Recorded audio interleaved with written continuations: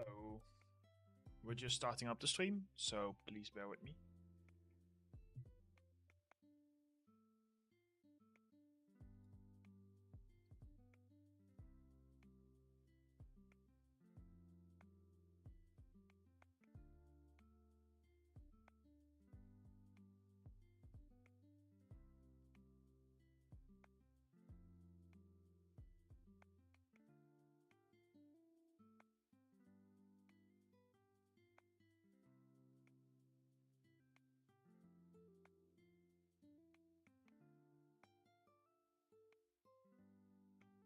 Hi, name.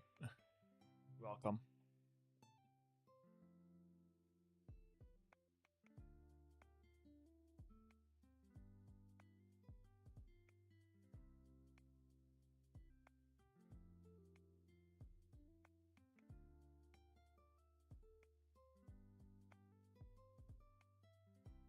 Give me a second. While I notify people and stuff like that.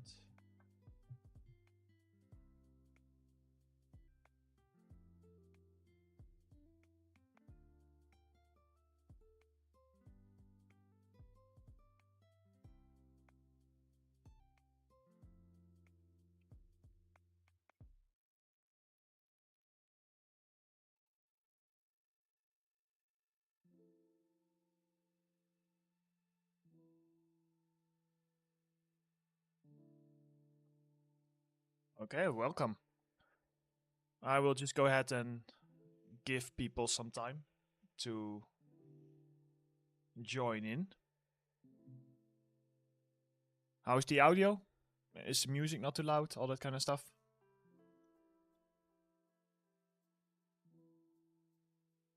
And for the footage, because this will be a Q&A, we are currently, I'm just showing you some creation process of our, oh, it's a bit low. But yeah, for the Q&A, I will, for the video, it's not me doing anything. It's just the creation process of our latest tutorial course, which, if you are interested, it's about creating tools using Blender geometry nodes. You can find it here or in the link in the description. Just gonna give this like another minute or so. Also, for the people that are not coming from my Discord, if you have a question for this Q&A, I will post again a link. Give me 1 second. Where if you have a question, you can ask it here, and if we hopefully get to it, because we already have quite a few questions, then I will go ahead and answer it. And of course, this stream will be available after, so you don't have to worry about that, in case you cannot make it and your question was in the list.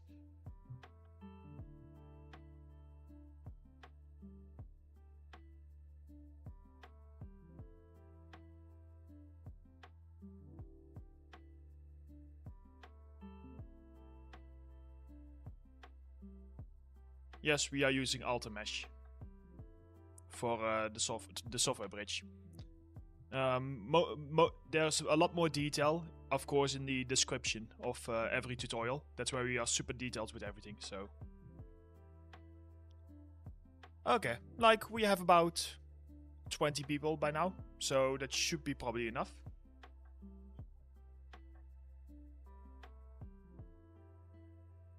Cobus is also joining the stream. Cobus is the one that has created this tutorial course that you are looking at right now, and who has created all of the tools. I'm first going to focus on the questions in the Google forum, because it would be quite difficult for me to keep track of both the chat and everything else. So what we're going to do is just like a nice relaxed talk. Oh wow, the song is really loud all of a sudden. 1 second, because I cannot hear myself. There we go. Okay. Basically, yeah, we're gonna do Q&A. Of course, like a really big disclaimer that with this Q&A, all these answers are just my opinion, and they are, of course, based on my own experience. I know a bunch of stuff, but I don't know everything. I might be wrong about stuff, so keep that in mind. Don't take it like gospel, so to speak, and let's just have some fun. Now, I always am really difficult with thinking while having music on, so I'm gonna have the music a little bit lower while we are going to talk about the questions. And let's get started. We have 12 questions so far, and there are already more coming in. So, the first question comes from Dan, and the question is there a demand for environment art and 3D art in general? I have a feeling that I'm wasting my time and no one needs it. So, I get that you might have that feeling right now, and that's because the industry is going into a little bit of a downturn. You can see a lot of people being laid off, a lot of jobs lost. But what people need to keep in mind is that, yes, there are a lot of jobs being lost, but this is normal in this industry. It happens every 5 to 10 years or so. It's a little bit different this time, but the reason why it is different is because basically what all the studios did is they hired a lot during COVID, because during COVID there was a boom and the industry was doing really well. And now what is happening, at least in my opinion, of course, is that COVID has kind of like passed away. The people are starting to get into like a little bit of a recession, and there is just like a lot less work to go around. So I would say that yes, there is still a lot of need for environment artists on all levels.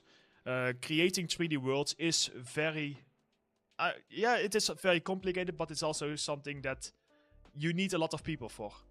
Of course, that's why you often hear like for concept artists, they are more competitive, or character artists, because you only need so many characters, but almost every single type of game, or even movie, depending if they use CGI, they all need environments, basically. So, I would say that definitely environment art. It's also, because it is such a large industry, of course you do have a lot of competition. So, I think that's what you might be noticing, that because there is a lot of competition, you do get this problem where... sorry, I'm getting distracted by the live stream, that's annoying. By the time-lapse stuff. So, yeah, I would say that the problem is not... Right now, there are not a lot of jobs. So the problem is not that environment art is no longer needed. It's just that we are on a downturn. And environment art, most of the time, is pretty low-hanging fruit.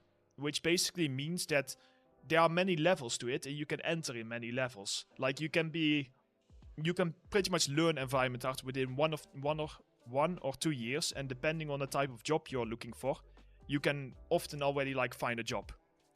So definitely it's a great thing, environment art. I think that in the future world building will only become more and more important. Sure, we have like the stuff about AI, which I'm sure there will be a question about later on. But the reason why I think that world building will become a lot more important in the near future is because everything is starting to go much more digital. You are starting to get XR, you are starting to get VR, you are starting to get all of these mixes where they basically want to combine the world, the real world, along with the digital world. And the main thing for that is world building. So personally, I'm not worried. I will say that right now, everyone just needs to kind of like keep their head down. We are even Fast Track Studio and Fast Track Tutorials, even this Black Friday sale, like the recession definitely is going on, and we all notice it. Also, I noticed it as a company. For example, I personally went from last year, I had 6 big clients. This year, I had 1. So, like, everyone is cutting their budget, basically. So, I guess what I will do is every time I answer a question, I will just quickly check the chat. If there's like any stuff that is really specific to this question. Yeah, Deheen. Sorry, I cannot pronounce your username.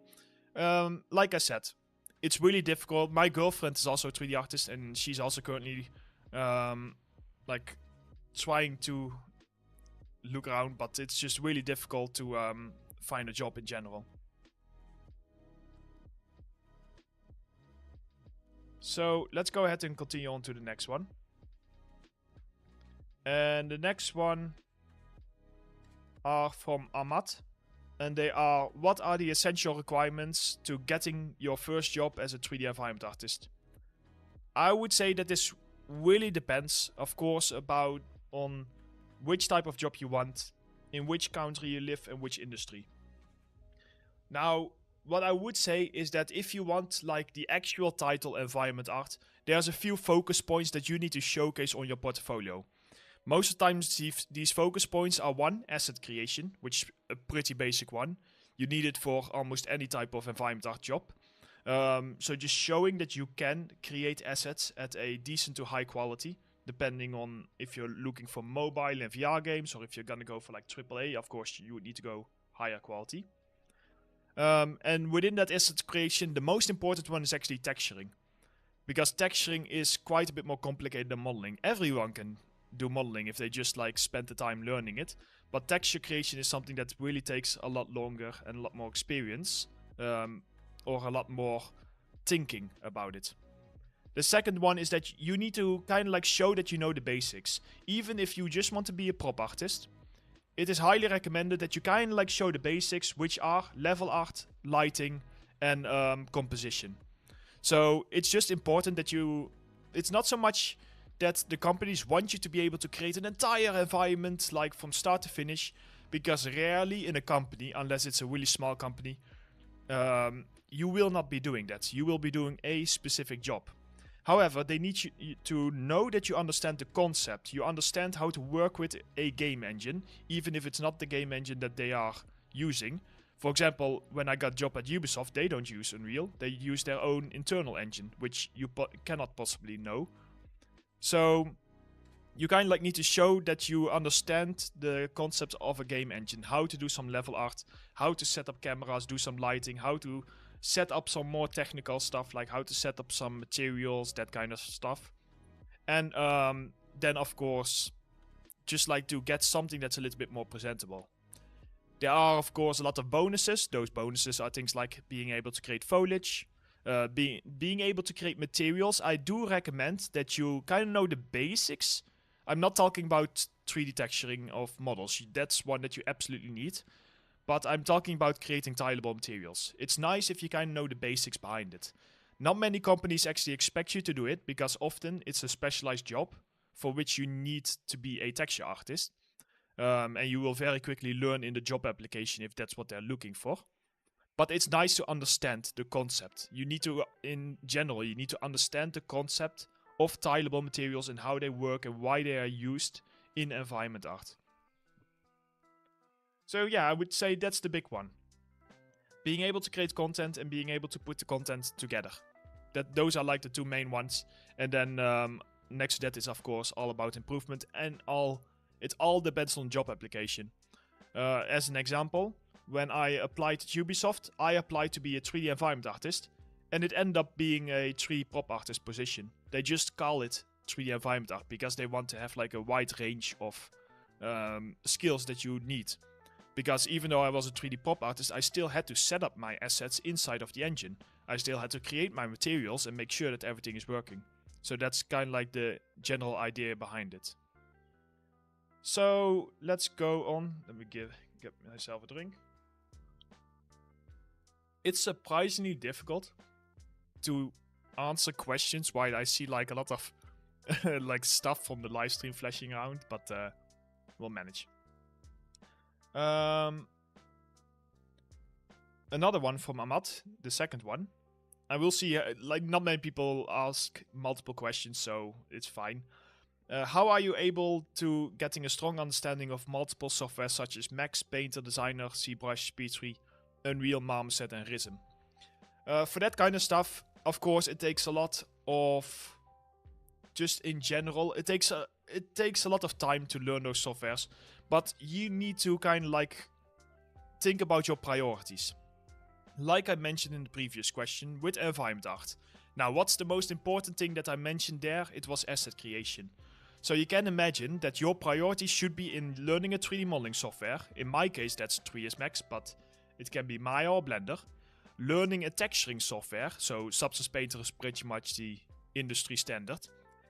And then once you've done that, and learning Unreal. And then once you've done that, you are starting to get a little bit more into priorities, where there are softwares that you don't need to be an expert in, but it's nice to know them. Those are softwares like Substance Designer, unless you want to become a texture artist, then you need to become an expert. ZBrush is a nice one. In environment art, it kind of depends on the studio, but ZBrush is not that often used unless you are working for a game studio that uses really heavy sculpting, like God of War, like Sony Santa Monica Studios, for example. However, there are also studios, mostly like Ubisoft, where you rarely even need to open up ZBrush. So, knowing the basics is nice. SpeedTree, again, there are specialized foliage artists. You don't need to be an expert in SpeedTree. It's cool if you know it, but it's not super important. Marmoset takes like 1 day to learn, so that's not really a big one. Rism UV also takes like 1 or 2 days to learn, so they are just tools that are easy to like help your workflow. And let's see, just reading chat here. How big is the Fast Track team? We used to be 3 artists big, including me.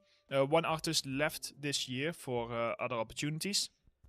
However, we are hoping to take on another artist early next year, for which you will all, if you follow my Discord and everything. Oh, hey Babs. If you follow my Discord and everything, hopefully early next year. It kind of depends on, of course, how things are going and the recession and everything like that. Because as a small company, it's difficult. We are hoping to grow, and then we will post about the opportunity. But I do not know yet when. We need like 5 or 10 artists to even be able to do our work. But sadly, that's the life of smaller studios.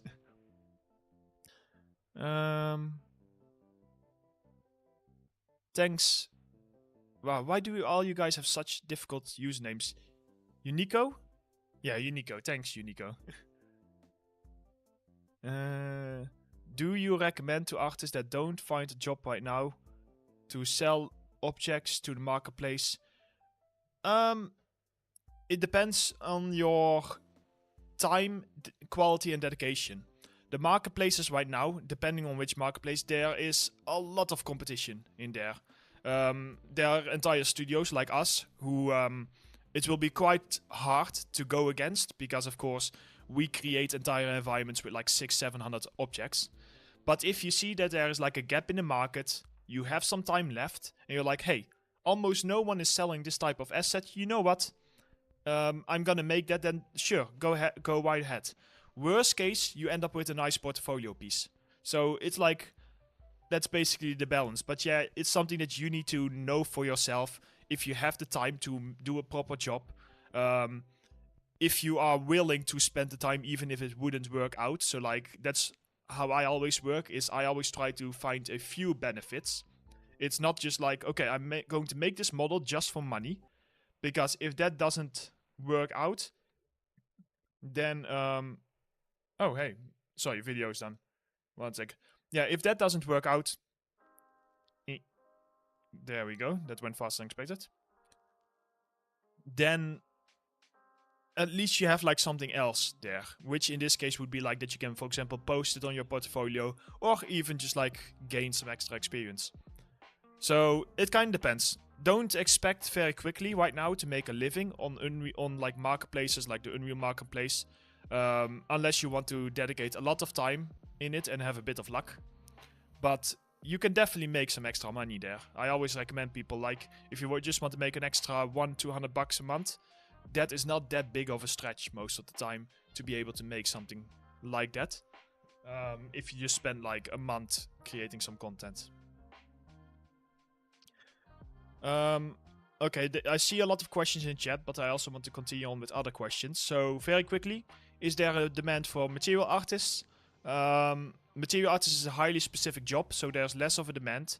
So you need to be better in it to be able to get those type of jobs. Or you need to transition into it from environment artist, and that you then, once you work at the company, you would like transition naturally into that position. What is your ultimate goal? Half of it is under NDA, so I cannot say. But our ultimate goal is that we want to become a very large and high quality tutorial publisher for 3D art. Not just environments, but also characters. And we are working on character tutorials. Basically to the point where technically, people don't really have to go to school to become a 3D artist. They can literally just like look at our library and have everything they need. And the second part is that we also have an outsourcing part of our studio. And there we want to do a balance between creating our own products and working for really cool clients. However, there is also some other stuff that we're working on, which unfortunately I cannot say yet. My main revenue is definitely tutorials. We have just started out with our 3D outsourcing and stuff like that. So right now you guys are basically paying my mortgage, just so to speak. And I really appreciate you for it. Like, I'm really happy that I'm able to do that. Unfortunately, when you have a small company, everything costs so much money. And it's quite difficult to be able to just like taking on another person for a large company. It might be something really easy. But for us, it's something that takes like 6 or 8 months of planning in that aspect. I will quickly move on to like the next question.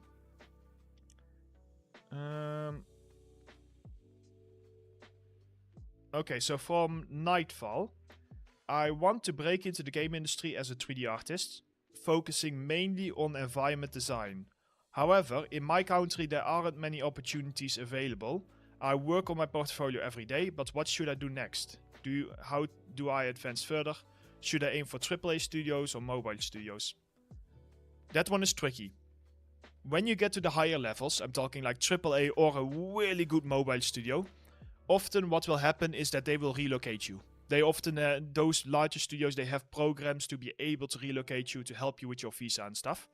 However, as the goal for that is that you need to be really good, better than most people to get those type of jobs, or you need to have the right connections or be really lucky. Like I said, it's not a science. Like there is many factors into that. However, we are living in the digital age, and especially during COVID, you might have noticed how easy it is to work remotely.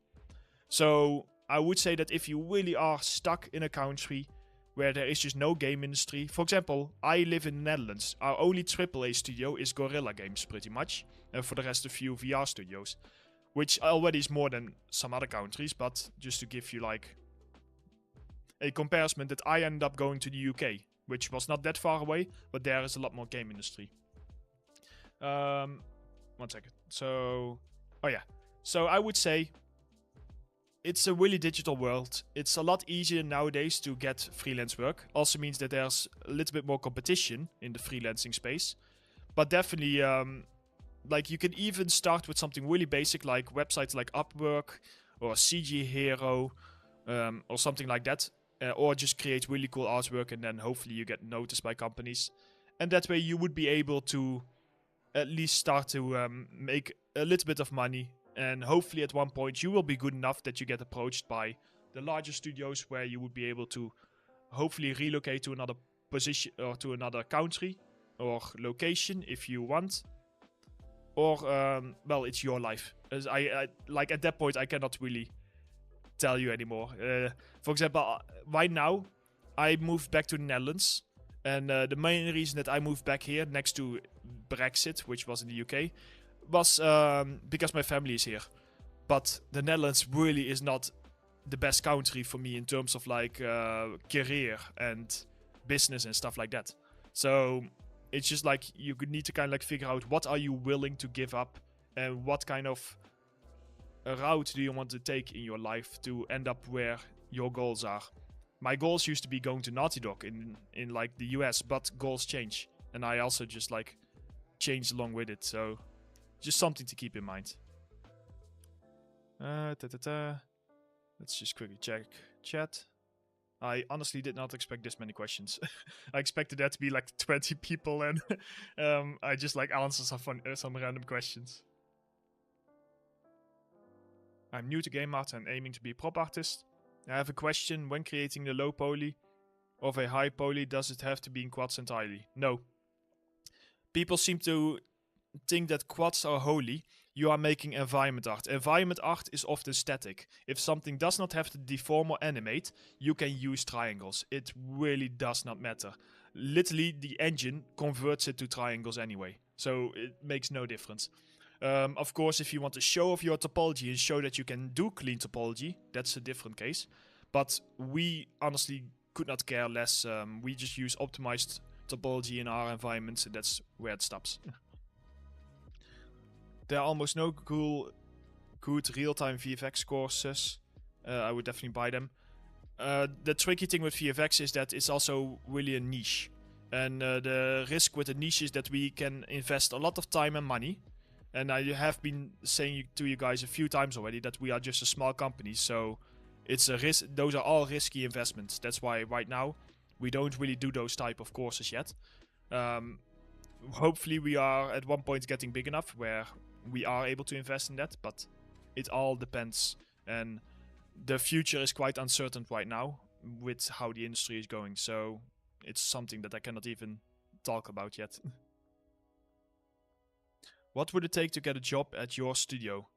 I cannot say that yet because I don't know. Most likely the artist that we want to hire is someone that specializes in props but also knows a little bit of 3D material creation and a little bit of level art. But like I said, we are going to do a public job post when the position comes available. So we expect quite a few applications and we will simply pick the best one for that, because from a studio perspective, that's just how it works.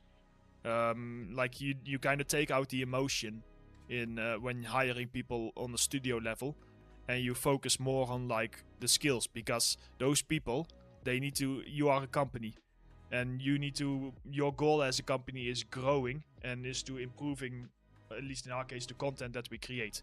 And for that we need the best possible people within our budget.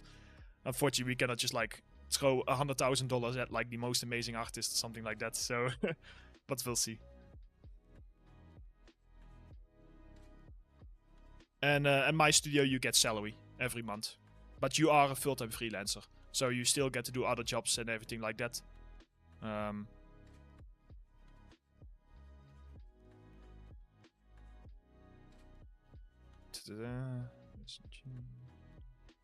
Okay, guys, I will quickly move on to the next question and then I will check the chat again.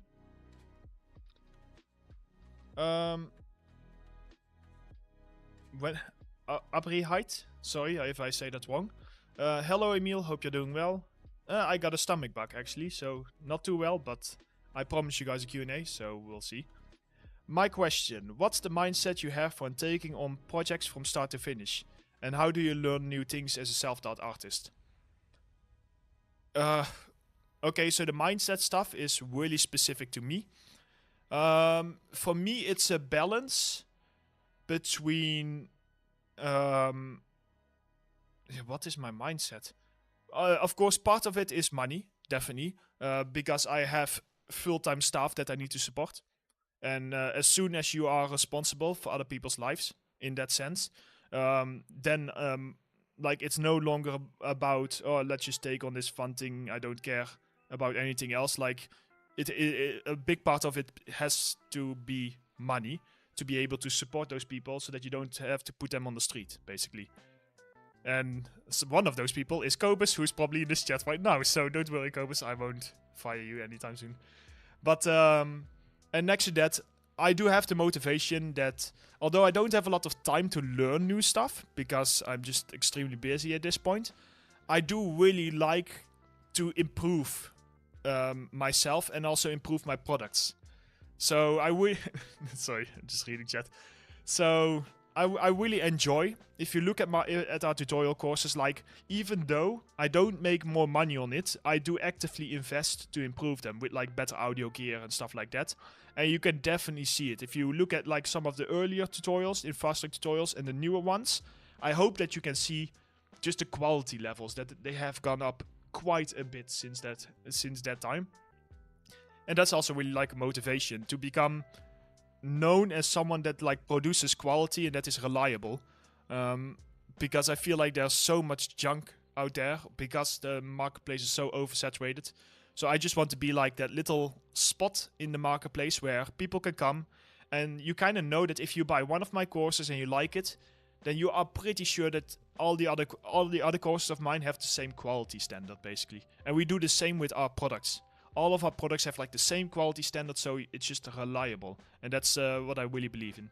And next to that, of course, being able to help people is a really big bonus.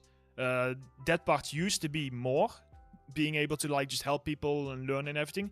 But unfortunately, when you start a company, you need to think about things a little bit more, or a little bit less emotion, with a little bit less emotion. But still, like, it's still a big factor. That it's so awesome that basically I sometimes get messages saying like, "Hey, I'm a self-taught artist and I only followed your tutorials and now I got a job at like a big studio," and stuff like that's like, wow, that's like insane that I was able to change someone's life that much, basically. Okay, let's go back to chat.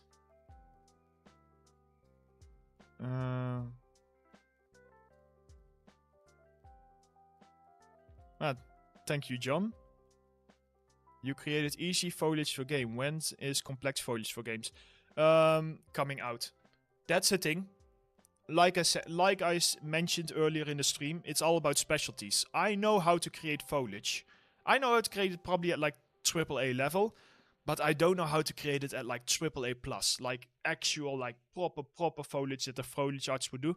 So I would need to hire someone for that. But it's really difficult to find people with those type of specialties that also have time. And of course we need the budget for it, which we currently simply don't have. I will finish the Japanese environment in a few hours today. Wow, nice, that's a big one. What should be my next step, as I have almost 2 environments on my portfolio? For that kind of stuff, I recommend that you, if you already have followed 2 large environment courses, I recommend that you start to specialize.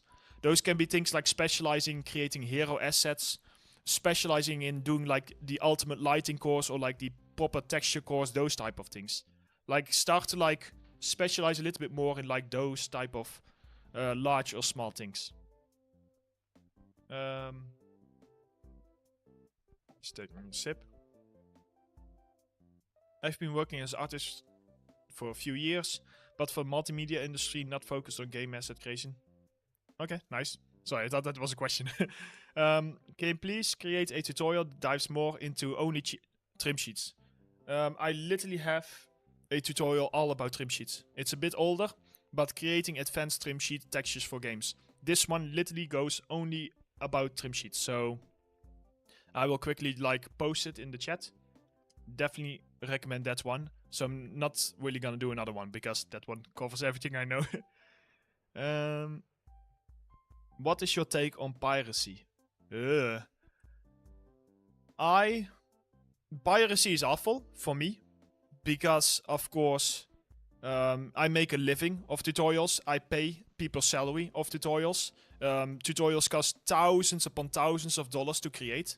So that one single tutorial that you see for $30, it could have cost between like $1,000 and $7,000 to create that one single tutorial.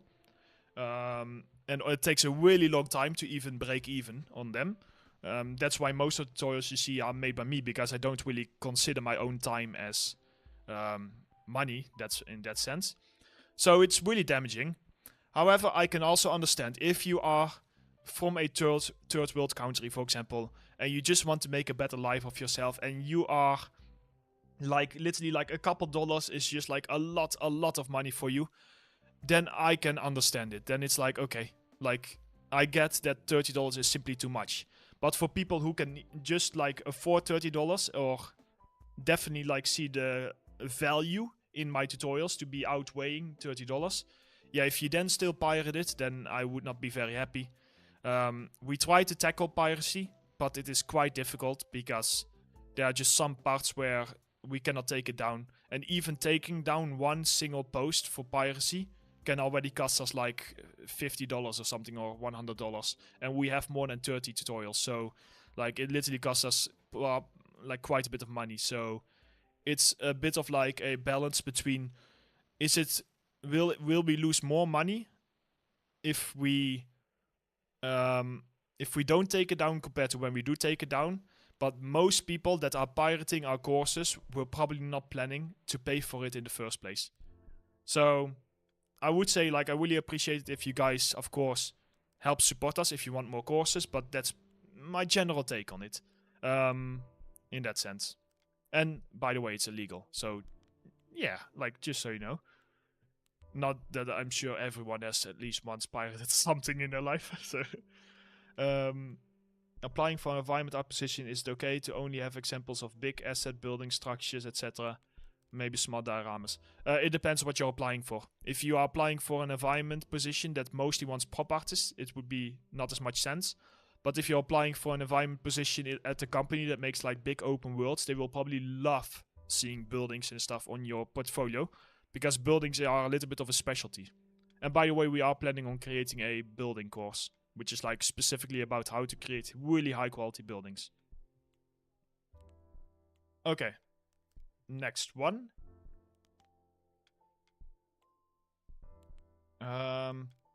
Alicia, can you teach us how to balance optimization and good rendering to be studio friendly? For that one, I just wanted to make like a quick note, and that note would be that nowadays, in terms of optimization, it's not so much anymore about polygon count, but more about texture resolution and texture compression. Of course, take it with a grain of salt, depending on VR games and mobile and blah blah blah. But often what you should do is you should often make your assets, keep the geometry optimized, but get the details that you want to get. If you are creating a high quality asset, don't optimize your asset by leaving out details. Just like get the details you want to get, and then at that point, if you are, for example, working in the studio and the technical artist says like, oh, this is still way too high, then you can start stripping back. But of course, you want to start with like the highest possible quality model within whatever limits you have, and then move from there, instead of starting with a really low quality model, which in the end you made the model, you optimized it, you textured it and all this stuff, and then you realize, wait, I could have made it like double the polygon count and double the texture resolution with no issues. Oh, and always texture at 4K and then just lower down your texture resolution. It's better than starting and texturing at a low resolution, because you never know if you ever want to upgrade your textures. Can you make more lighting tutorials? Honestly, the one tutorial that we have, it is made literally by the lighting art director of Star Wars.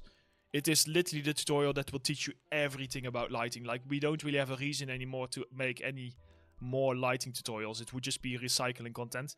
So I highly recommend this lighting tutorial, which I will post in the chat. Because it will show you everything. How to light props, how to light characters, how to light entire environments, the technical aspects of lighting, everything. So, so that's pretty much your one-stop shop. Any plans for Houdini courses? Same thing. It's a niche. We will need to hire someone for it. It will cost a lot of money, and it's really difficult to even find a Houdini artist who is also good at teaching and who also has time. So it's actually more difficult than you would think to find people to actually teach. Because many people are great artists, but they are not really great teachers per se. And we have a really high standard. I'm sure that you can find like those tutorials who are like $15. But we want to, of course, go for like, which I say while right now our tutorials are $15. But like, we have a high enough standard that most of the people that want to teach, we kind of just say no to, because they just don't have the skill set that we are looking for yet. Will you have any tutorials on Marvelous Designer? Yes. We are hopefully going to work together with one of the best studios in the entire world about character art creation, which is Airship Images. On various character art courses, Marvelous Designer courses, a bunch of stuff. Really cool stuff. And that will be more in the direction of characters. And they are literally like some of the best people in the world. I don't know if I can type it. When it comes to character art in general, they have some of the best people. And I'm not exaggerating that. So they have worked on everything from like the FIFA games. Let's just go for like some more projects. Like a lot of stuff is behind the scenes. So also Fortnite, FIFA, they've worked on 2K, Forza, Horizon Forbidden West, Madden, Crysis, The Division, Marvel, Spider-Man. They have worked on serious titles. And so hopefully we will work together with them on some really cool stuff. I should probably like cycle this back. thank you for the geometry node course. I've been looking for something like that. Do you plan on making another course on medieval environments? No, what we tend to do is when we make a course on the topic, we stay away from the topic for quite a while because we don't want to just recycle the same stuff over and over again. I just don't like that idea. I know that the course will probably sell just fine, but that's why when I make a Japanese environment, you probably won't see me making another Japanese type thing for another year or something like that. Unless it's, of course, very generic environment stuff, but for the rest. I don't know yet which course we are planning to do next. For this year, there will be no more courses. But we have a few ideas, but nothing solid yet, so I won't talk about it yet.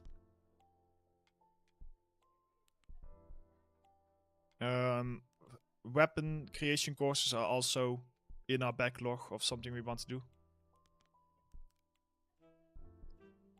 The Black Friday sale is on Flip Normals, ArtStation, on our website, but if you really need Gumroad, you can just type in Black Friday in the coupon, and then you can get 50% off. What's the most important advice you can give to someone who wants to make a game with a small budget of a few $1,000s? I cannot give advice on that. I have no experience in creating actual games. The only games I worked on are like $50 million+ budgets, unfortunately. So, and I was not even managing those. Nikolai, if you look earlier in the chat, I posted a forum where you can ask a question, which is a little bit where you can ask a lot more. Sorry. I'm just gonna go ahead and continue on. So, Youssef Salah, can you advise me on ways and tips to improve my modeling skills? It's just a balance of watching tutorials and start with the large details in your models and then move on to the final ones. One of the most important things, and I will tell that to all of you guys, which many artists seem to always forget, is don't take shortcuts. And I mean with that is, if you have a reference image, just make what you see on the reference. Don't make a bolt slightly different because it's easier. No, if you have a reference image and it has like a couple of bolts, go for like a really nice high quality bolt like in the reference image and don't like something small. And it's with everything. Like just make what you see on your reference when you are a beginner. When you are more advanced, you can start making stuff up. But in the beginning, just focus on your reference, and honestly, once you know the tools, if you really just focus on the reference and just try to keep polishing and polishing and polishing until you get as close as possible as you can with your skill set, that's a really great start. And then it's just repeating it. Just quickly do some other questions. Okay, this is quite a big question from Game User 1. Oh wait, it's multiple questions. 1. What are the recommended steps, timeframes, and best approach for an individual aiming to establish a career in 3D environment? This includes skill development, networking, a job entry strategy that aligns with the current industry trends and are conducive to a successful transition into the field. How long does it overall take to get a job in the game industry?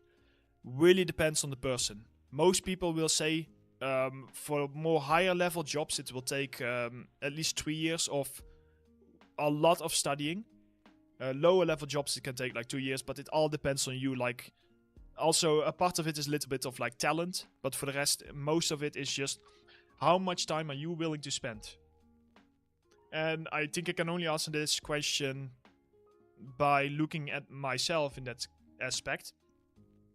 And with that aspect, it took me around 3 years to get a job in the AAA game industry, like learning for 3 years as a self-taught artist. Now I should mention that I started learning at 15 years old, so it's quite difficult at that age to even know a lot of stuff. 16 years old, sorry. So it all depends like how fast you can pick up all this stuff. The tutorials that I'm making right now for you guys, I didn't have all that stuff. This was almost 10 years ago when I started learning.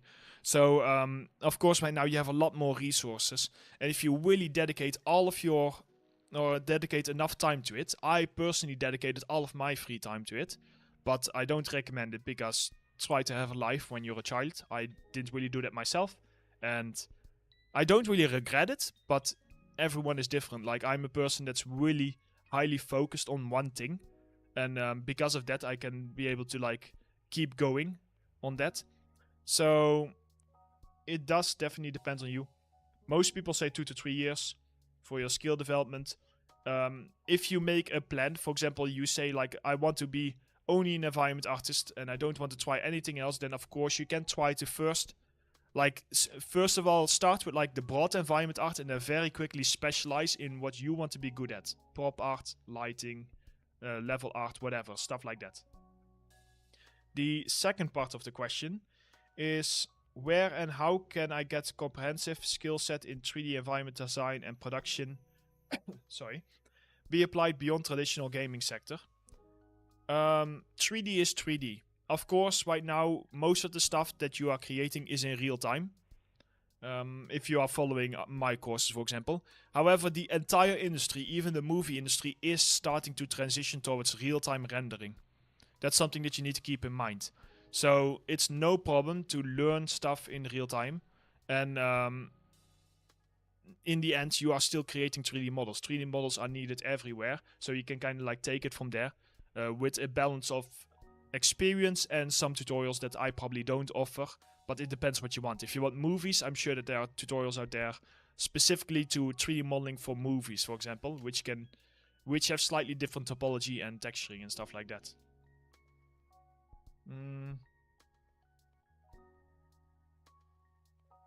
Yeah, I will leave it there and I will quickly take a drink and then have a look at chat. Now we are starting to get into the area where I cannot follow the entire chat anymore, so if I accidentally miss your question, sorry about that.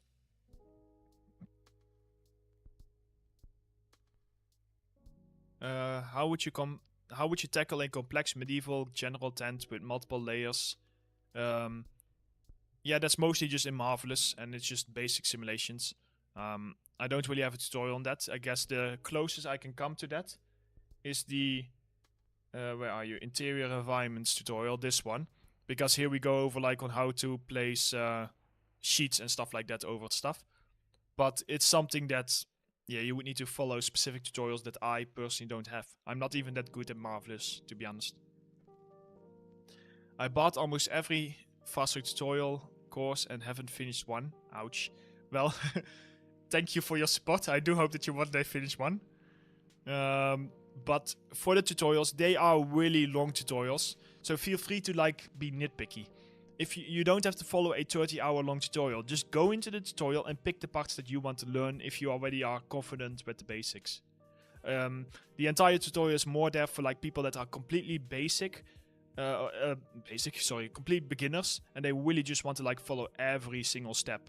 But I don't expect once you have got the basics down that you would go in and you would like still follow a 30-hour course which goes over like basic modeling and stuff like that.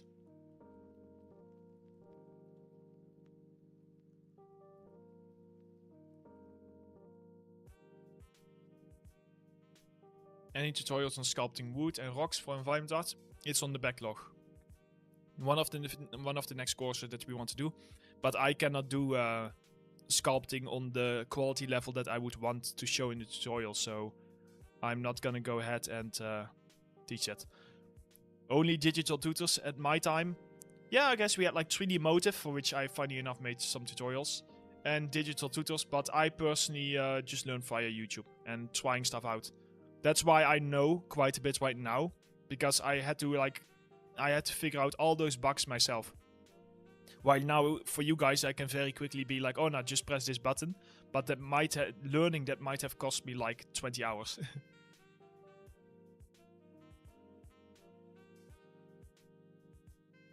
Hi Warren, I honestly did not realize there were questions on the... Oh wait, the Discord questions. You mean the ones from the Q&A? I'm going through them right now. So if your question was in here, although I cannot remember your name in there, then have a look back into the chat. But this live stream will stay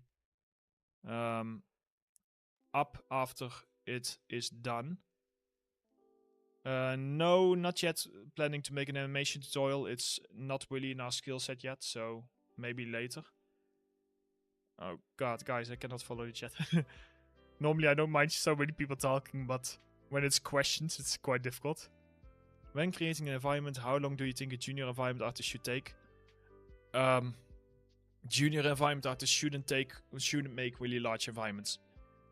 You are a junior, if you are working in a team, it's very different. But I like environments this large. I don't expect a junior to make environments this large, especially if you make everything yourself. I wouldn't even recommend it. Because of course I developed the skills and the knowledge to very quickly be able to put together really large environments, but it's quite a specific skill to have. So try not to go too big when you are junior and just make like a small slice or something of an environment. So where I, for example, make an entire city street, make like a back alley, that kind of concept. Do you recommend having different styles in your portfolio, like some stylized work, realistic work? Base your portfolio on the type of job that you want to get.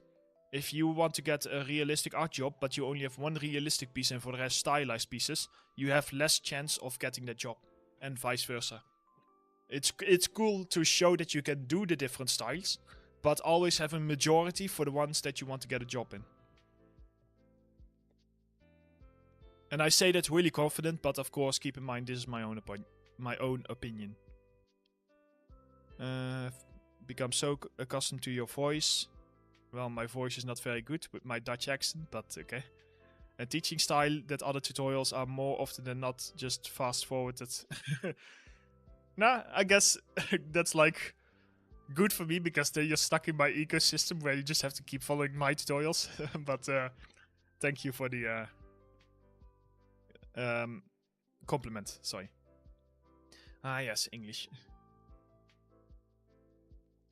Any beginner sculpting courses with Blender are planned? No, sorry, not yet. That is really low-hanging fruit for us, especially because there are already pretty good courses, I believe, on Flip Normals about sculpting in Blender. So even we also do market research. If we feel like there's a course out there that exactly teaches what we want to teach at the same quality, we often don't really bother making that type of course.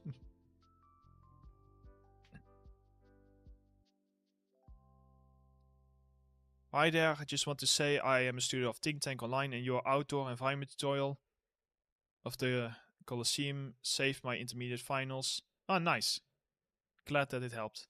That one is already quite old by now. It was one of my first large tutorial courses under the name Faster Tutorials.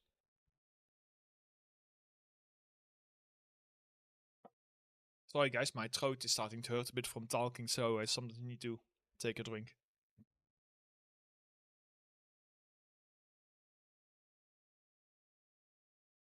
Thanks to Emil, I was able to get my first job 2.5 years ago in game dev. Nice. Really happy to hear that. How was it working in AAA?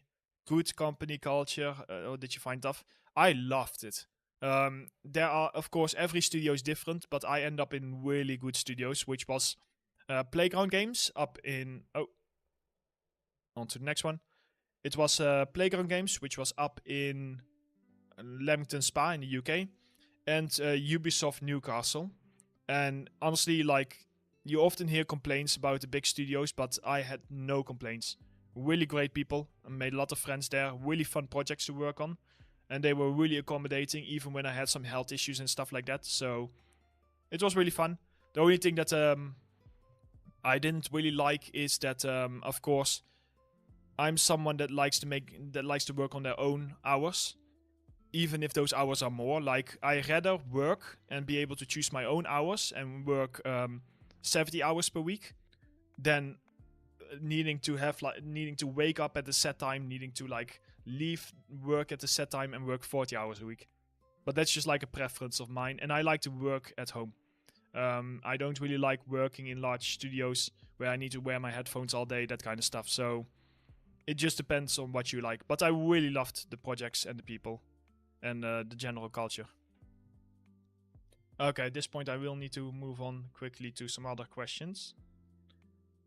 Tips on showcasing work for portfolio. I'm almost done with the Japanese environment. I feel like that question has already been... Oh, sorry, the question is done by Harsh, which is also in here. I feel like that question, you can find so much information already on YouTube about that question. But in general, the general takeaway is showcase the work that shows you... I really butchered that sentence. When you want to apply for a job, showcase work that has to do with that job. If you want to become a prop artist, focus on showcasing props. And also don't leave your old work up too long.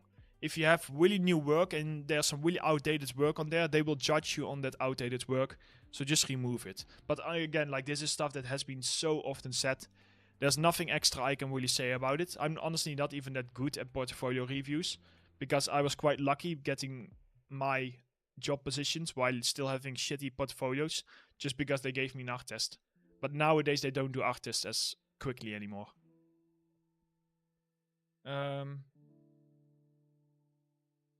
Bugar, hello Emil.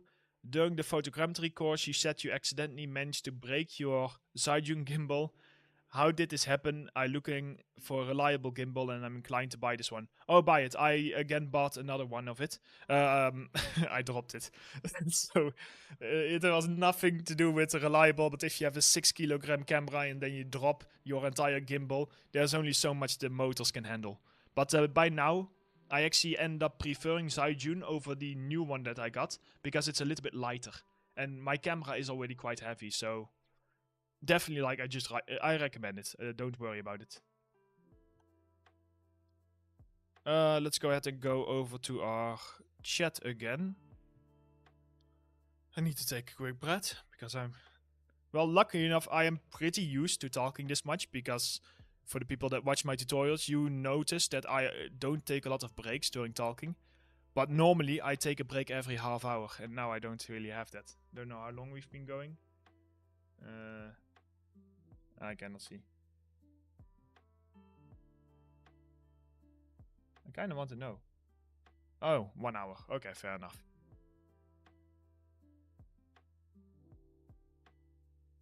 Hi. Oh, sorry, I already read that one. How many pieces of environment is a good bet? Honestly, having just one really good piece on your portfolio can already be enough. So it's more about showcasing your different skills. If you make 4 environments that all look very similar, that is less good than making one really nice environment and then maybe a few posts about like individual props or individual level art or lighting or something like that. So it's just about, like, you need to showcase the skills that you have. That's the whole goal of this. It's not about quantity but quality, which I'm sure many people have heard already many times.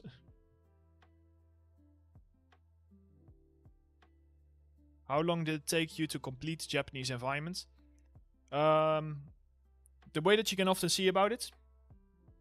Let's see. Japanese environment, I forgot. Like, I needed to do a lot of research for the Japanese environment, so it is 43 hours. So in total, I probably spent like around 70 or 80 hours on it to just complete it, from researching all the way to making it. And the reason I can do that is because with most of my tutorials, I don't make the entire thing beforehand. I do that to keep the tutorials cheap. So often if I'm confident enough, I will see past this. If I'm confident enough that I can create a course in real time with my skill set, then I often just do that. So for example, Japanese course and the sci-fi course, I created that just like out of my head pretty much. The only thing I do is I often make the blockout first off camera. Just a blockout, but not the actual like heavy bulk of the work. For example, for the Vista course, I was not super confident I could do it all out of my head, because It uses a lot of new techniques and everything like that. So I just made it completely beforehand, and then I teach you guys. And it just goes like that for like most of the stuff. For the medieval town, I made only the block out, and then I just redid the entire tutorial. But there are also tutorials in here where I created everything. Like I believe the large environment course, I actually created the entire thing 100% beforehand, and then I did it again. So, like, it kind of depends on the tutorial. And that's why you also see like a difference in the pricing. In like this one, it's like $40. But for example, my photogrammetry course took me way more effort because it's so much more complicated stuff. And then, of course, yes, the price goes up in this case to $50. And stuff that doesn't take such a massive amount of effort, like for example the decal course, yes, that one goes around $30. So the pricing is relative to like how much work it took to actually create a course. So you can almost see it as like an hourly, basically. The only thing is that of course I have this really big risk that the course might not do well, or might do really well. It kind of depends. Most of the time I do break even after a few months if I count my hourlies compared to like the rest. But sadly, if I want to hire people, I to make courses for me, I cannot just break even. I need to like make a serious profit on like a couple courses just to be able to hire someone for one course in that aspect.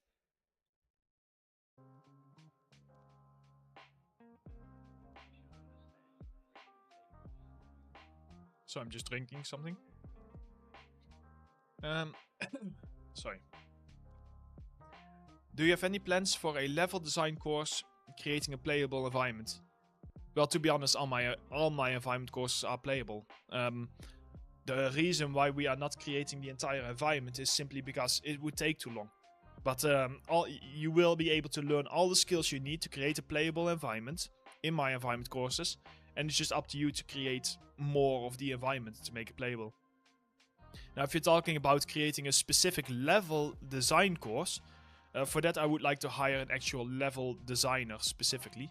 But that course would then probably not involve actually creating the environment, but rather like a gameplay flow and that kind of stuff.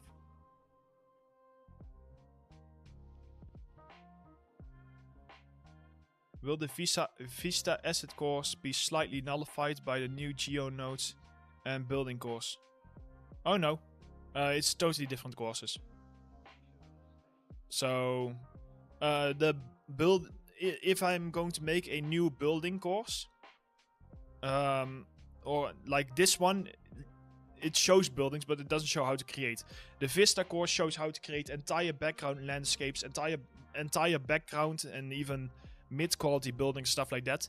But when I create an actual building course, it will showcase like full on how to create like highly detailed up-close buildings with fake interiors, with real interiors, how to use building tools inside of Unreal to procedurally generate. Like, it will be a lot more in that aspect. Because like I said, I tried not to repeat too much stuff. There are of course stuff in environment art that needs to be repeated very often, like weighted normals, modularity, texture creation. It's just one of the parts that you need in every environment.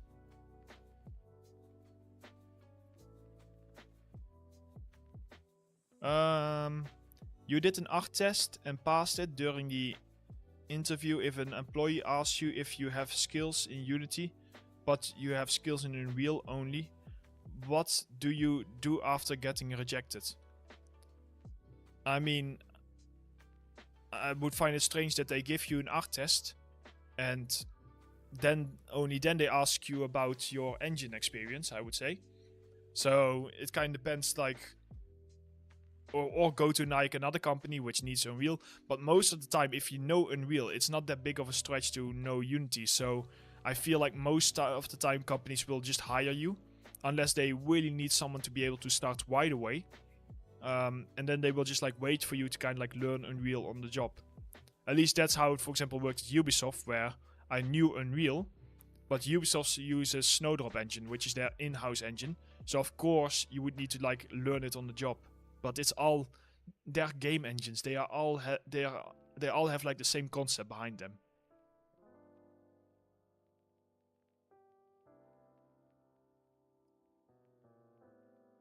And I will keep it in mind, Johan.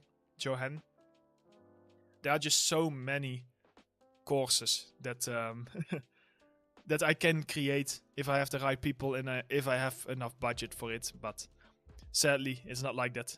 But it would be cool at one point if we just have enough courses to basically be able that people don't really need school anymore. They can just like, and once that point comes, we will probably also like just create like some kind of like subscription where you can get like $1,000 worth of courses for like, I don't know, like $600 per year or something like that. That's literally just a guess. I have no plans for this, but it's just something that I quite like the idea of.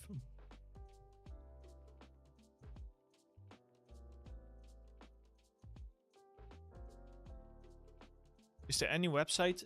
Is there any website that you might recommend to extend your courses about making my own game and environments and assets I learned?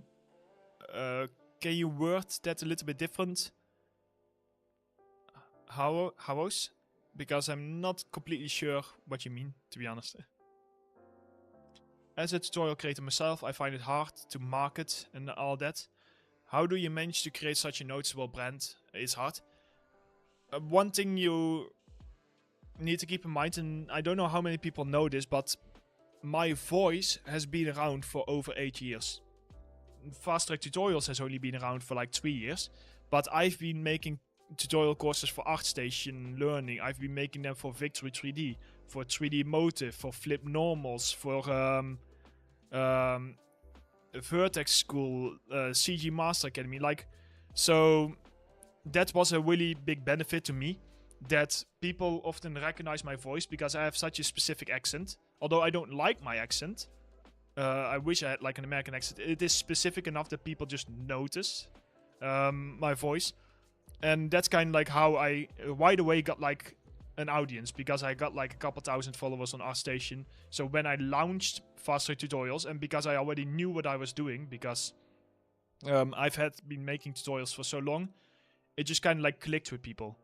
So you kind of just like need to find your flow in these type of things and try to make something that's a little bit more unique and that is not out there yet. By, for example, the bigger publishers like me at this point. But like, let's be very fair. If you make an environment art course that's quite similar to one of my courses, unless you price it way lower, then most of the time, because I'm a larger publisher, people feel more confident going for my courses. So that's just like the reality. That's literally how every type of business works. That's why even when people buy games, they often feel comfortable buying games from AAA companies compared to indie companies, because they know that the AAA companies are somewhat reliable in that sense. What's a good salary for a junior environment artist? Let's say, I was about to say, like I can say, let's say for England. Depends where. I used to live up in the Northeast, so in London, this would probably never work. But honestly, my junior salary, it started out at like... I probably cannot say like the exact numbers. I made between like 17 and 21,000 pounds. And that was before taxes. So... And that was for a junior art salary. So it really depends. Like in London, you would never be able to survive on that. But in like Birmingham and Newcastle and those type of places, it would be totally fine. If you live in other countries, like over here in the Netherlands, if I would have a job with like that makes like 20k per year, I would not be able to even pay my mortgage, I think. Oh no, I would only be able to pay my mortgage and my food, and then it would stop. Like I would not have any money left. Pretty much, just because it's such an expensive country and I live in an expensive area. So it really just depends where you live. If you live in a third world country, then it can be already freaking amazing to just make like 10,000 or 15,000. So you never know. That's also why I personally love working with American companies. Because as a European company, working with American companies is great, because they have such higher payment standards than Europe, for example. So it's really difficult to say. And also this was 8 years ago, so 20,000, 20k for example goes a lot less far now than it did 8 years ago.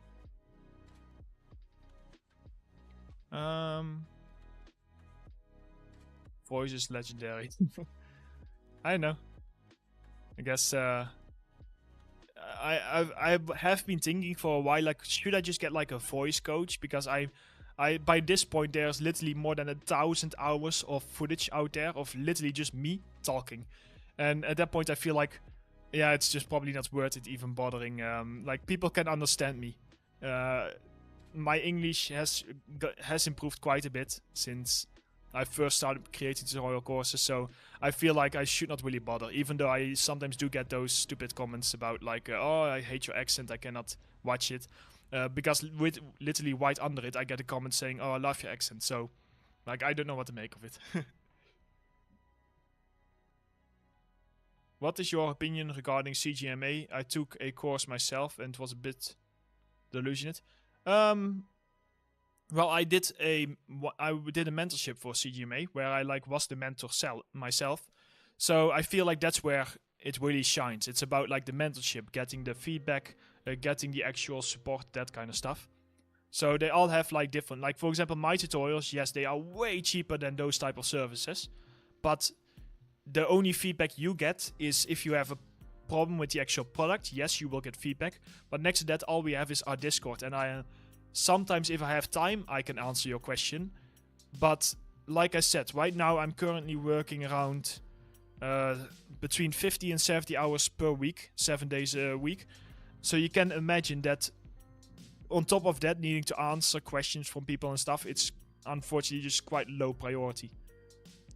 Which is just like the reality. It's something that I had to learn, where I just need to start setting priorities, because there's only so many hours in the day. And my company is not big enough that I can, for example, hire people to take some parts of my jobs away so that I can have more time for other stuff, unfortunately.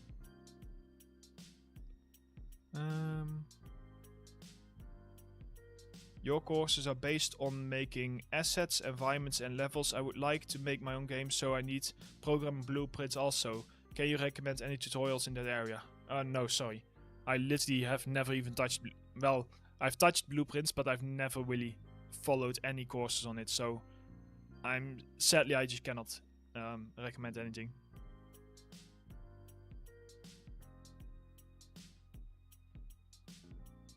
Okay, looks like we're starting to wind down with the questions, which is good because I will probably head out in like 15-20 minutes. So if you have any questions, please let me know now. Let me also just quickly check the Discord if there's nothing in there. No, looks like not. I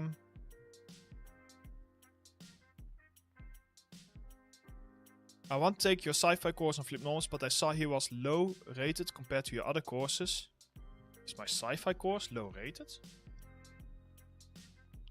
Oh wait, the sci-fi course it has literally been out for like 2 days. That's why it's low rated. No one has been able to follow the course yet and give a rating. So like, definitely get the sci-fi course. Like, I think it's a great course, but it's low rated because it literally released 2 days ago. So people cannot have possibly even... Like, I know that one guy just left a 5-star rating on it for no reason, even though you cannot physically have been able to watch the entire course. But yeah, that's why. So for now, don't worry about it. I've not had any complaints. I can say personally that the course is of nice quality, high quality in my case. But I'm so biased that I kind of don't want to say that kind of stuff, because it's my course. Of course, I would say like, oh, it's the most amazing freaking course you've ever seen, but I have nothing to compare it to.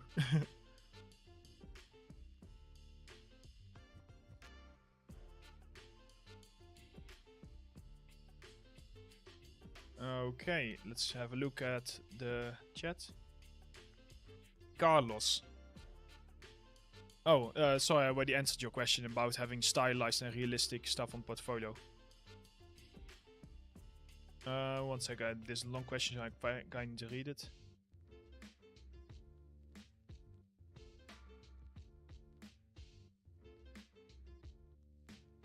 I think I want to answer this question, but I will just say it again. From Nikolai.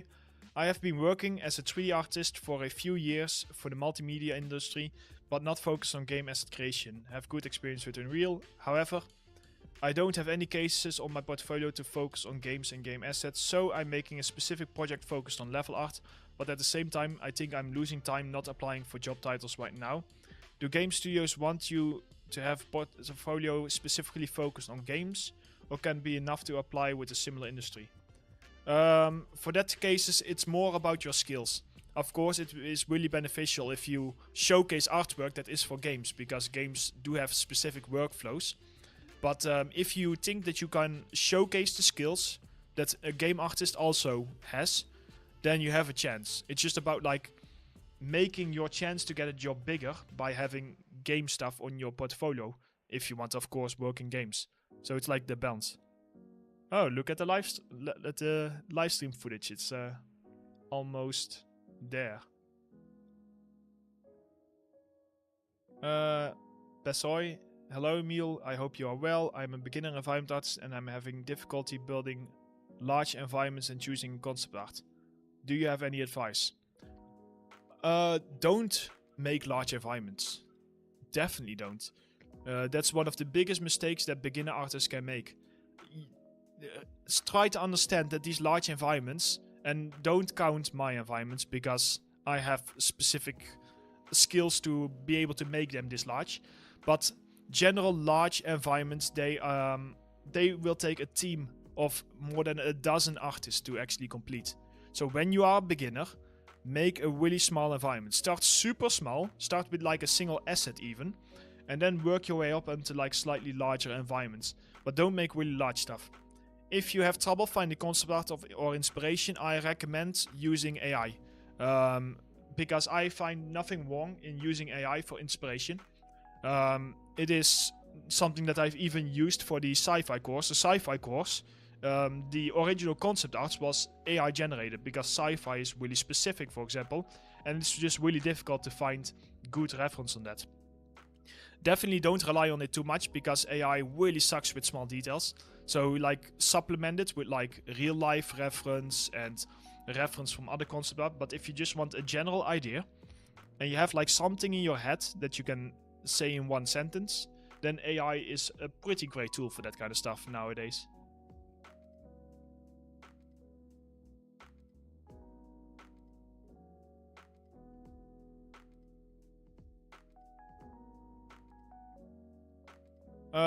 Warren, the thing with reviews is people are very confident in online, so they often they tend to say stuff that even if it's like the most minor convenience, they just they don't really think about the repercussions and they just say that kind of stuff. So that's why sometimes I also get I sometimes get a review and those reviews are literally like 2 or 3 stars and they actually compliment the course in those reviews.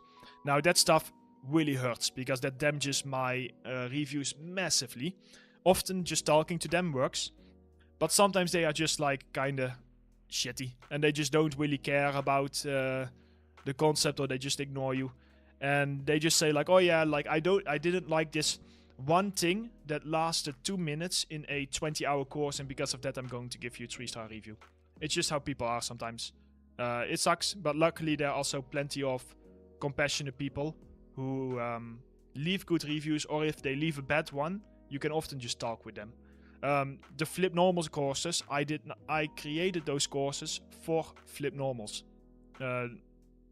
which means that I don't have control over anything. They are not my courses anymore. I'm just a teacher in it.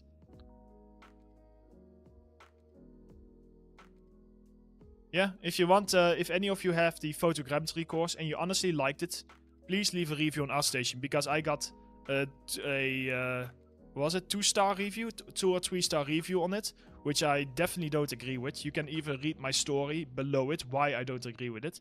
I won't go into it now, but it was basically...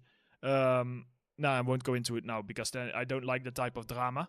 But if you have the photogrammetry course and you liked it, please review it on ArtStation, because I got a 5-star review, and then I got a 2-star review, and because of that my course was pushed down to 3.5 stars because of one single review. And as someone who makes a living of these type of courses, that's not really a fun thing to experience.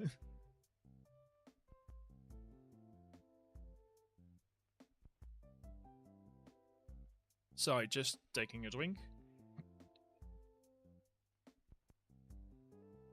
Okay, where did I leave off with?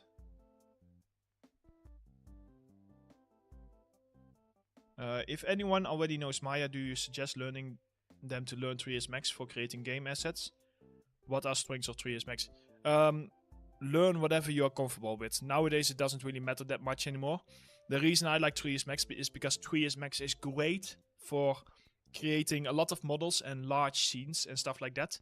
And of course, because I learned it, like creating stuff like buildings and stuff, and managing a lot of models is just really nice in 3ds Max. The spline tools are unbeatable in 3ds Max compared to any other software, so that's some of the reasons why I really like it. But honestly, it's just a preference. I've been using Max for years and years, so I'm of course biased with it. But I've also used Maya and I've also used Blender. Maya can do almost everything Max can do. However, what I felt like was lacking in Maya was like the modifiers and the spline tools, although they have improved it. And I just dislike Blender because they try to be one of those softwares, a little bit like ZBrush, where everything just has to be different compared to the standard. And they try to do so much that the things that you really need are not at like the best possible quality.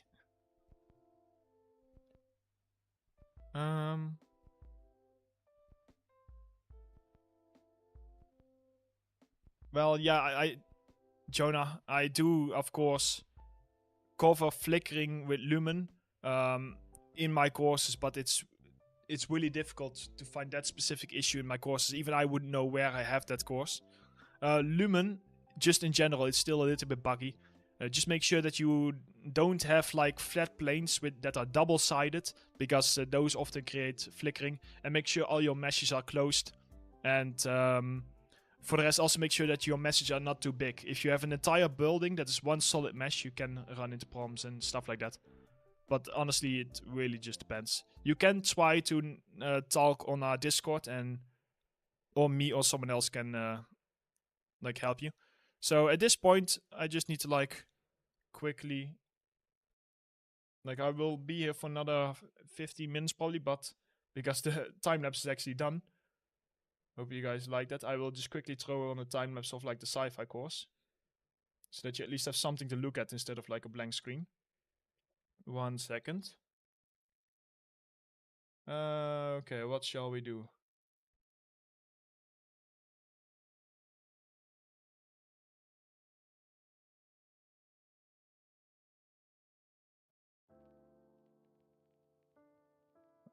Nah, that one's probably not so fun. I'm just gonna give you one where I'm placing decals. Sorry, I have enough. I did not really expect to be going so long that I got all of this content out of the way. What do you think we should consider if we want to make YouTube content, fun content about games, as small aspects of teaching? Try to create content that is not out there yet, and maybe also have a look at shorts, but I cannot say too much about it. It's really difficult for me to find the time to make a lot of YouTube content. I've been making some shorts lately, which did end up quite well, so I will try to do that more. But yeah, I can't say too much about it. Honestly, I'm not even that big on YouTube, so I really cannot say too much. I might have 12,000 subscribers or something like that, but subscribers aren't really that special anymore. So most of my videos only get like a couple thousand views. But it's just enough to be able to help people out.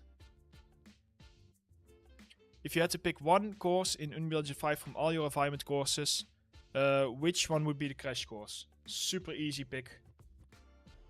This one, Complete Introduction to Environment Art. You will literally learn everything in this one single course for $15 right now.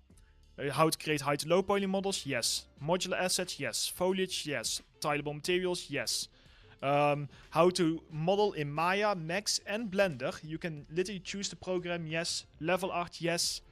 Literally materials, everything is in this one course. That's why it's the complete introduction. So I feel like any environment artist or beginner artist should have this course. It's made for beginners even. So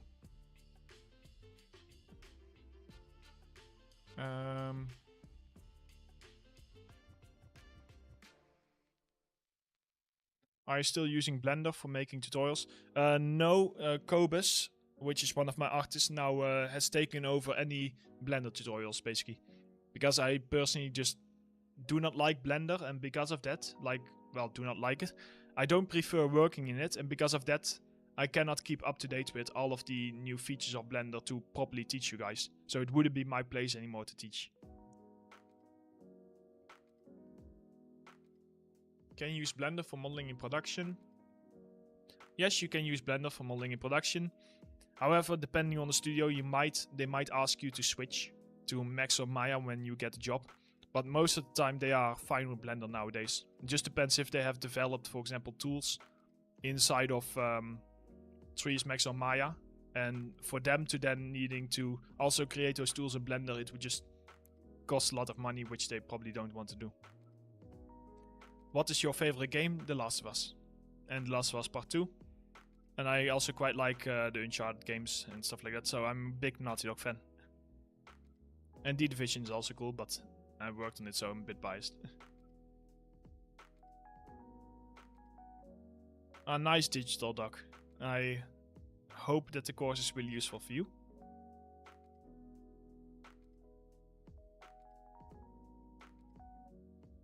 What course you suggest if I'm a complete novice? What's the most I think you wrote that word wrong. Course do you have for environment art? Once again, that is the complete introduction to environment art. That is the most beginner course I have that will also go over into advanced courses. If you are really, really absolute beginner, like you don't even know what 3ds Max or Blender is or something like that, then start with some YouTube tutorials. Definitely, because like there's only so much. Like if I need to create something like this over here, then of course you need to understand that you will need to know some basics for it. Like you will need to know some concepts, because for me to literally teach this as if that you were at zero, then this course would be like 100 hours long, which I cannot really do. So balance this along with YouTube tutorials.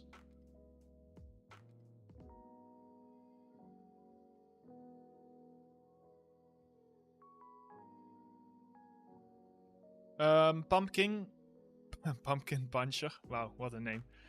The reason why I don't really tend to do it in Painter. You can do it in Painter by using masks. So like you can map everything to a unique UV for your models. And then in Painter you can make a mask for it. And I believe I have a tutorial on that. Just give me 1 second. I'm just trying to find it. Give me 1 second. Hello. It's like this one over here. Here, can I just like give this to you? You can use this. I will paste it in chat for the concept. The thing is, with sci-fi environments, the reason why we use decals so much is because these assets are massive. Like down here, you can see like the little guy. Like these are like 10-15 meters high, and when you have such massive assets, you cannot really go for unique textures. So you have to go for tileable textures, and then you have to find a way to bring in that storytelling and stuff like that. And in my case, I just use decals. But you can definitely try that mask stuff. However, masks are still linked more to resolution. So if you have a massive asset, the mask, even if it's 4K, it might still look low resolution. So take it with a grain of salt and just try some stuff out.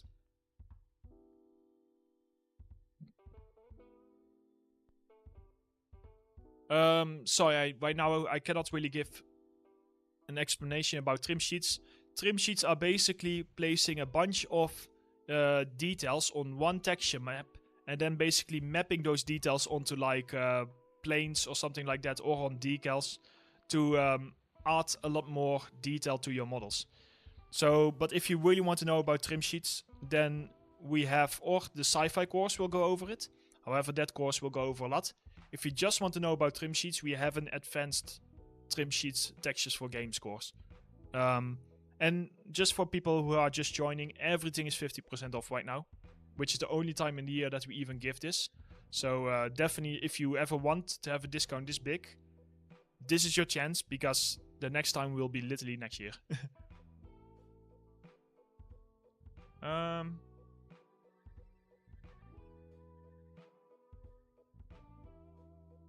Oh, the course that is the most advanced. The course that is the most advanced will be, for environment art, it will be the Japanese environment. The lighting course also has a lot of really advanced stuff in it. So I would say those two are probably the most advanced. And of course, if you want, photogrammetry, but photogrammetry is a specialization. So yeah, I think the Japanese environment one is right now the most advanced stuff you can get. Going beyond that stuff, then it would not really be logical to make it into a tutorial course because there are so few artists that need it or that will not just learn it when they get a job. That, like, for me to teach more advanced stuff than this, sure, I can teach you like insane procedural tools and master materials and stuff like that, but it's just like I would get 3 or 4 sales and then I would have wasted my time pretty much at that point.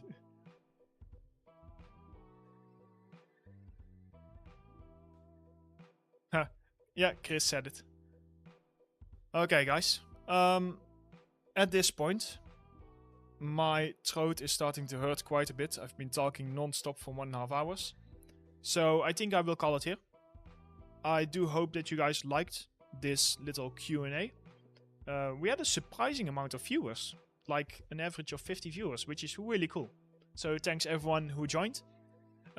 Once again, just to finish things off, the Black Friday sale, it will go on until December 3rd. We also have just released a new course today, which is creating art tools using Blender geometry nodes. So if you want to help us out, and if you want to have a nice discount, definitely go ahead and get some of these courses. There's a bunch of cool stuff in there, everything from beginner to advanced. And hopefully next year we will have a lot more character art courses, but for the people who are interested, we do have one really advanced course that comes in 2 parts about creating characters, AAA characters even. And for the rest, like, there's a bunch of cool stuff in there. So you can find us on ArtStation, FastStartTutorials.com, Flip Normals, all those fancy stuff. Yeah, I would say that's about it. Thank you all for joining the live stream, and happy Black Friday. This will be the last live stream because I'm gonna go ahead and go out of the country tomorrow. So I don't have time, unfortunately. But if you need me, you can find me on Discord. So thanks guys, and I will speak to you all later.